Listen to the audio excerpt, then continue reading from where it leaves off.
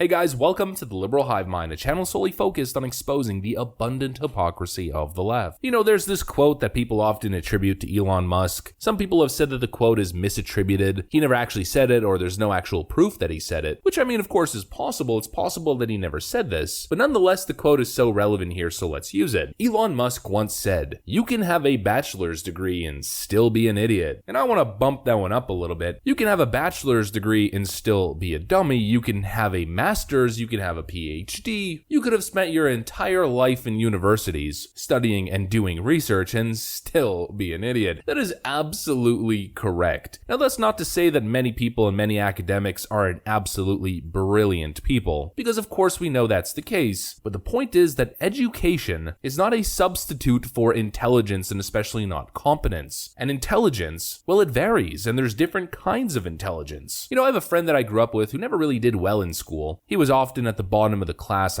just barely scraping by, and a lot of people thought that he wasn't intelligent. But while he wasn't the smartest person academically, he had an incredible memory. He could remember every quote from every movie. He could practically verbatim recite what was said in all of these movies, all of the dialogue, word by word. And just because he wasn't a genius mathematician didn't mean that he was dumb. There's different kinds of intelligence. And then there's another category of seemingly vapid intelligence.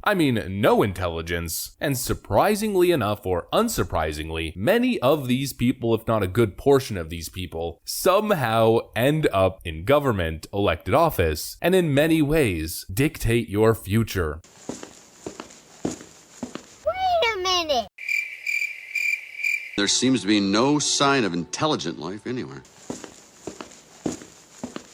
So let's talk about one of the most unimpressive figures in American politics, who somehow managed to fail her way all the way to the top, Kamala Harris, as she continues to humiliate the United States of America on the global stage. We've got some stuff to get into, but of course, before we get into any of it, please make sure to leave a like, a comment, subscribe, share the video as much as possible. We are still shadow banned by the YouTube algorithm, hidden from non-subscribed viewers. And with that out of the way, let's roll the tape. Alright folks, so let's talk about basic standards. When it comes to being the president of the United States or the vice president of the United States, there should be base requirements, or baseline standards that should be expected. One of them should probably be public speaking, a basic level of coherence, a little dash of charisma to add to the pot doesn't exactly hurt. The ability to orate, the ability to off the cuff speak in metaphor, sound inspiring even when you're riffing or freestyling, come up with one-liners and zingers to go after reporters. Well, this seems to be something that is totally lost with this administration. Joe Biden is in a league of his own. I'll lead an effective strategy to mobilize true international effort to pressure all men and women created by you know the thing. If it holds near and dear to you that you like to be able to, anyway. But like I always say in these videos, Joe Biden has an excuse. The guy's brain no worky. Kamala Harris has no excuse. And once again, as the Biden White House puts her at the forefront, gives her an opportunity to represent America on the world stage. She's tasked with inspiring nations and bringing people together. And well, she failed once again in spectacular fashion. That is especially true when it comes to the climate crisis, which is why we will work together and continue to work together to address these issues, to tackle these challenges, and to work together as we continue to work operating from the new norms, rules, and agreements that we will convene to work together on to galvanize global action. With that, I thank you all. This is a matter of urgent priority for all of us, and I know we will work on this together.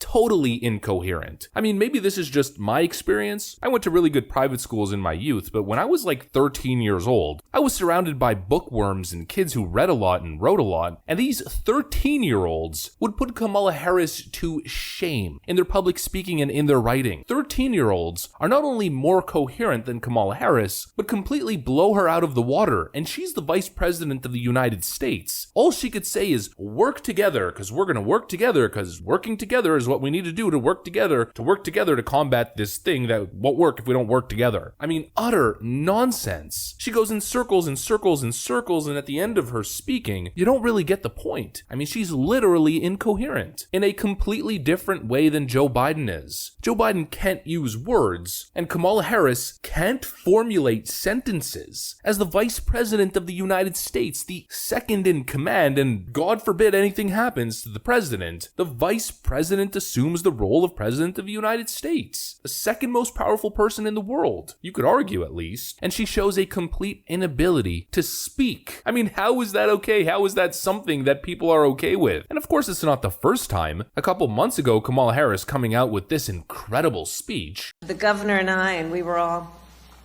doing a tour of the library here, and talking about the significance of the passage of time, right? The significance of the passage of time. So when you think about it, there is great significance to the passage of time in terms of what we need to do to lay these wires, what we need to do to create these jobs.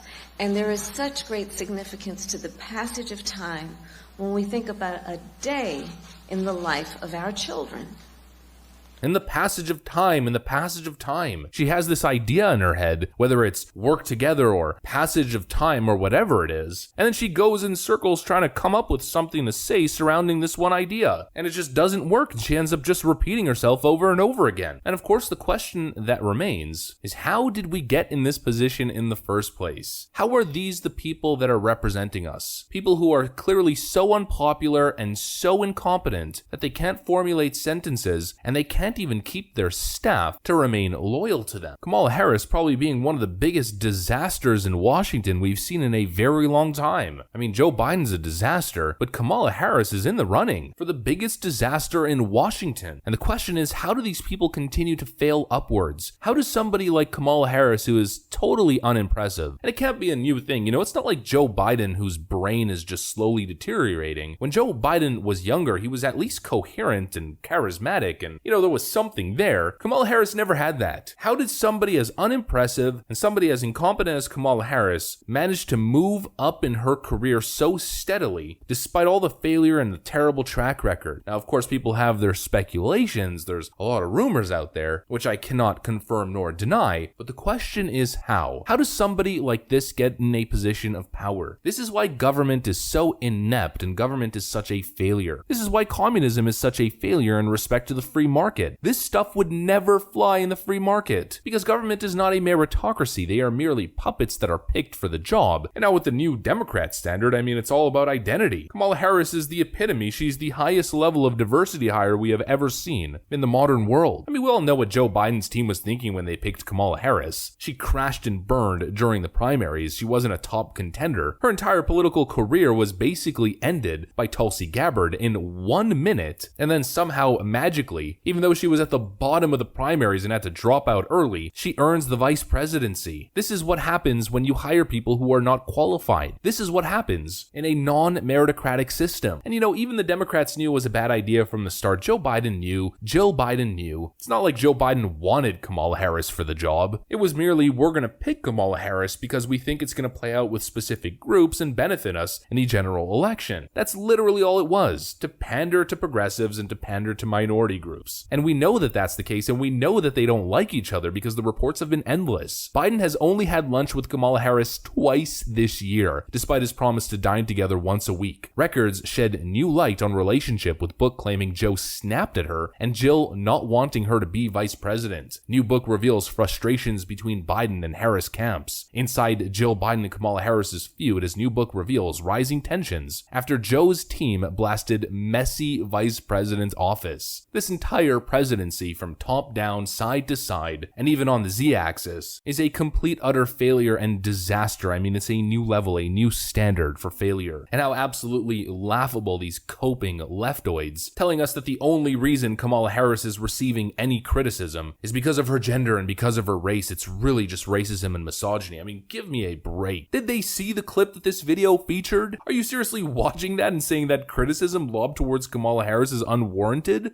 For Pete's sake. sakes. If that's the standard that you lefties are going with, then what about reports like this from Business Insider? Biden's communications director blamed Harris for the dysfunction in the vice president's office, book says. So I guess even Biden's own communication director, the Biden team, well, they must be racist and misogynists for blaming Kamala Harris, not wanting to work with Kamala Harris or viewing her in her office as a failure. I mean, just think about that. Doesn't it put it into perspective? Imagine how much of a failure you must be for Joe Biden and the Joe Biden team to be looking down on you and viewing you as a train wreck. Kamala Harris might just be the greatest disaster in American politics. And that's because, as I mentioned earlier, she doesn't have an excuse. She's in an incredible position of power. She's been granted an incredible opportunity, and she's managed to squander it like no one else. She was supposed to be the heir apparent, to take the Democrat torch into 2024. Joe Biden was supposed to be a transition candidate, with Kamala Harris taking over as the bright and young new face of the Democrat Party. And now we have 80-year-old Joe Biden, who's going to be 82 years old and in full-blown late stage of dementia by the time 2024 rolls around. And he's looking at Kamala Harris saying,